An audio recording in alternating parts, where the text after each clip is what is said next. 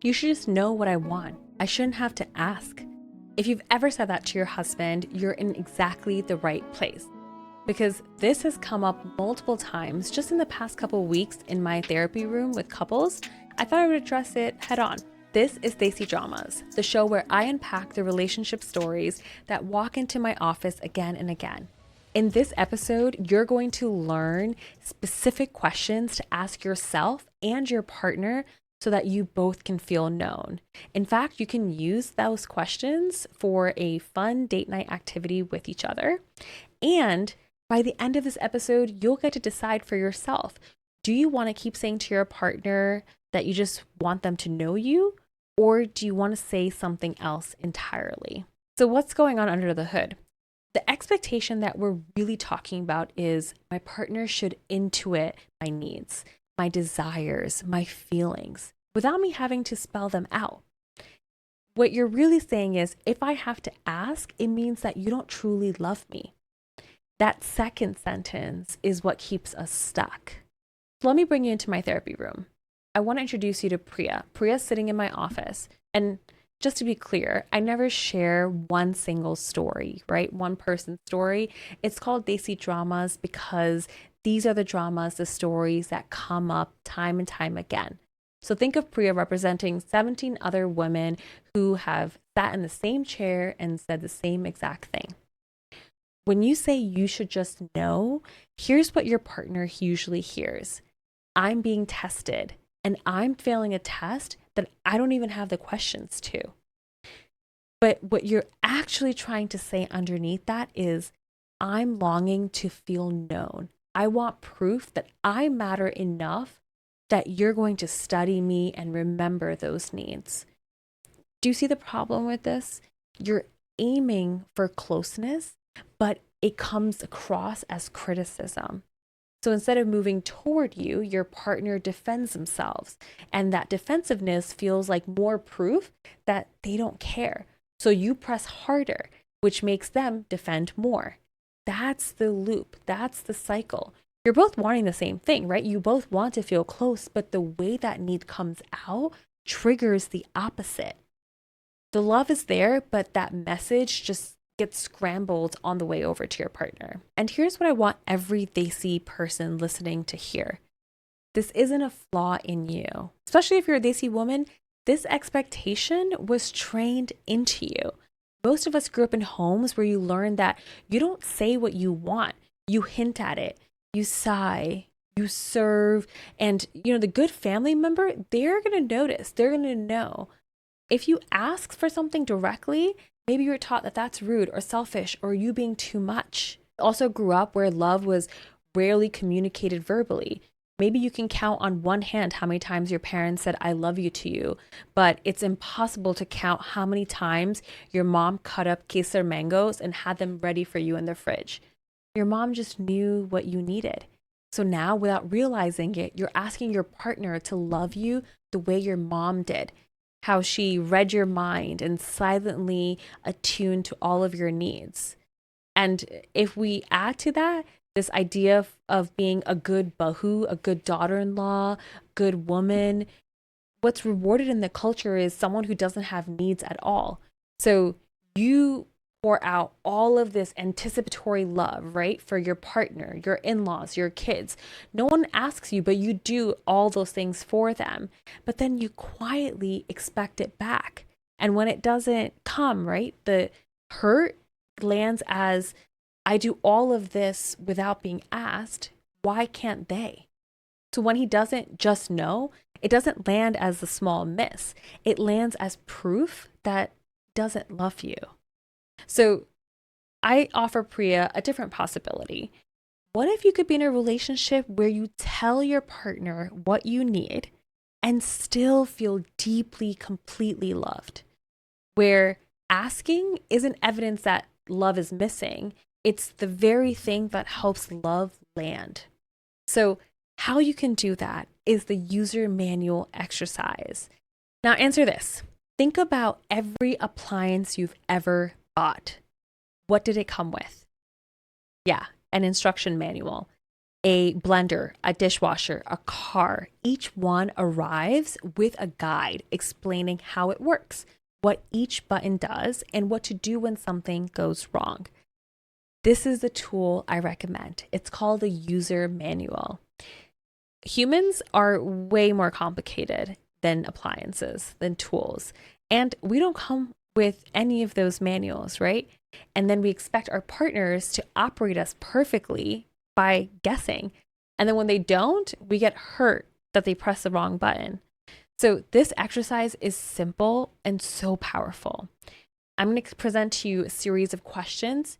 You can write down your answers, ask your partner to do the same, and then bring it to a date night and talk through these. So this is how you can build your own user manual. So the first is, how do I work best? What makes me feel loved, safe, and seen? When do I feel most like myself in this relationship? Here's where you're talking about your basic needs. What creates safety for me that allows me to thrive?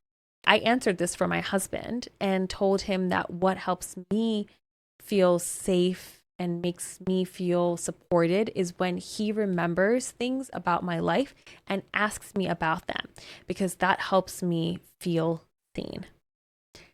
Number 2, my settings and preferences.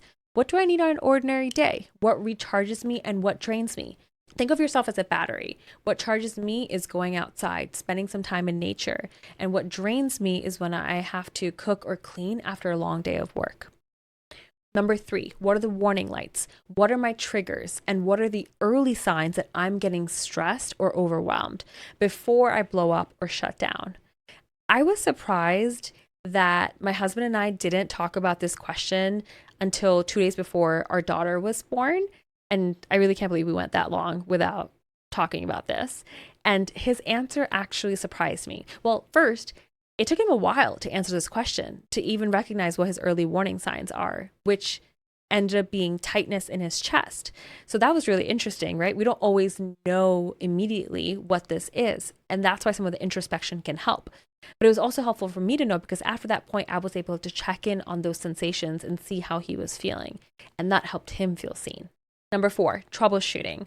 When I go quiet or get snappy, here's what's really happening underneath, and here's what actually helps me in that moment. I know for myself that I start to nitpick when the house is not organized. And underneath that, the story I'm telling myself is that I'm alone and it's all on me. And this has been coming up a decent amount in my clinical practice with Desis who are experiencing anxiety internally, where the combination of that and chaos externally can really heighten their sense of uneasiness. So just knowing that and labeling that can be so helpful. Number 5 is my do not press. These are the hard limits, the words or actions that genuinely wound me. So someone might say, don't compare me to my mom or to your mom. Don't make sweeping generalizations about who I am. Basically, don't criticize me or my character, which, as we talked about in the couples conflict episode, is contempt, and it's a predictor of divorce. So it makes sense why this is one of the do not press buttons. Number 6 is how to reset. After a fight, what helps me reconnect? Is it a touch? Is it having some space and then a check-in, an apology in words? I hear a lot of partners say, I need my partner to verbally acknowledge what I was feeling and to tell me what they're going to try to do differently next time. So the reset and knowing how to reset is important. And number 7 is maintenance.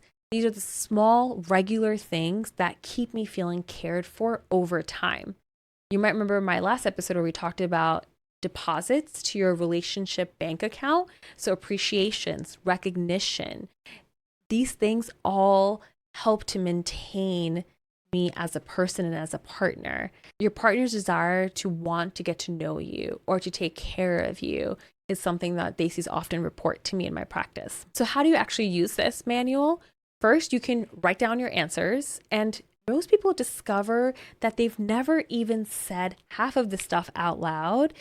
And those are the things that they were expecting their partner to know, even though they hadn't even named it for themselves.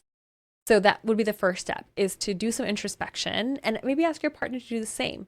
Then you can trade. You can hand your partner your answers and then talk about it, or just talk through it over a date night. And treat your user manual as a living document that you update as you go through changes in life. The most important thing is that you recognize those changes for yourself and communicate them to your partner. Now, here's Priya's resistance to all of this. But if I have to hand him a manual, then that's not real love. And I gently push back on that, because teaching someone how to love you isn't a failure of intimacy. It is intimacy. You are getting to discover one another. You're getting to know each other's vulnerabilities. And those are some of the most intimate parts of your life.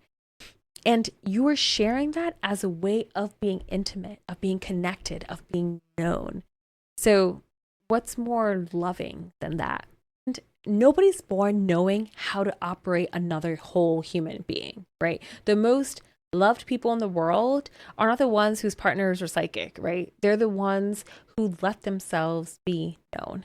So back to where we started. You should just know what I want.